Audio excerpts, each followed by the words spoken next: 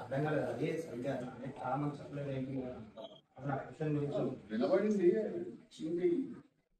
ఏం మాట్లాడతాం అంటే వెరీ డిస్రెస్పెక్ట్ఫుల్ అట్లా మాట్లాడడం అన్నది. మైక్ ఉంది కదా అని చెప్పి అండ్ తను అడిగి నవ్వుతున్నారు కూడా మళ్ళీ.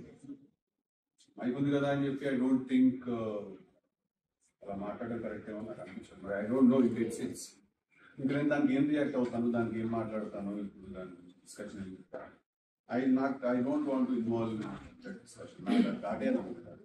సినిమా కంటెంట్ గురించి లక్కీగా మాకు ఏంటంటే బజ్ వచ్చింది ట్రైలర్ వల్ల. కాస్త సడన్ గా అందరూ అసలు రేట్లో ఉందా లేదా సినిమా అనే డిస్కషన్ నుంచి పాజిటివ్ స్టార్ట్ అయింది. So I want to be there. అంటే ఏదో ఇప్పుడు ఇది ఎట్లుంటుందంటే అండి, ఇప్పుడు సినిమాలో hero underground police officer అయితే రియల్ లైఫ్ లో కూడా ఆయన చంపులు తిరుగుతారంటే, సినిమాలో హీరో డ్రగ్ అడిక్ట్ అంటే రియల్ లైఫ్ కూడా అది పని చేస్తుంటారు. అలా కాదు కదా, అది సినిమా, అది మర్చిపోతున్నారు ఆ విషయం సినిమా అనేది. సో ఐ ఫీల్ దట్ ఈ కాన్వర్సేషన్ చేయడం కూడా ఇది చాలా బేసిక్ కాన్వర్సేషన్. ఇది నాకు పర్సనల్ గా నాకు ఏమనిపిస్తుంది అంటే, జస్ట్ బికాస్ మైక్ పట్టుకొని మన చేతిలో మైక్ ఉందనో, లేకపోతే హీరో అక్కడ కూర్చుని ఉన్నాడనో, లేకపోతే ఎవరైనా ఉన్నారేమో, మేము ఆన్సరబుల్ పొజిషన్ లో ఉన్నాం కదా అని చెప్పి అలా అనేయడం కరెక్ట్ కాదు. That's not right.